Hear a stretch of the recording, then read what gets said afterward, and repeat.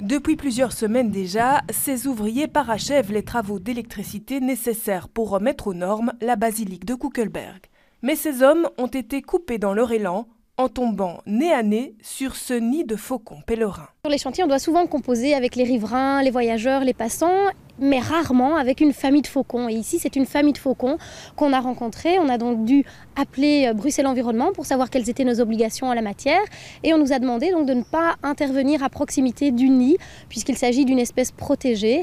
Et nous avons donc décidé de phaser le chantier, de réaliser vraiment la toute dernière étape du chantier, après que les oisillons aient pu prendre leur envol. C'est la première fois qu'un couple de faucons pèlerins s'établit sur la basilique. Cet ornithologue les observe depuis le printemps 2014. Mais pour la première fois, il a assisté à la naissance de 2 jeunes.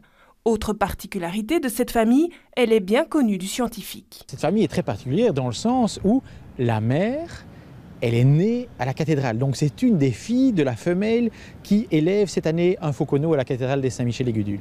C'est relativement exceptionnel pour nous. C'est la première fois qu'on retrouve un jeune de la cathédrale qui s'établit, qui niche.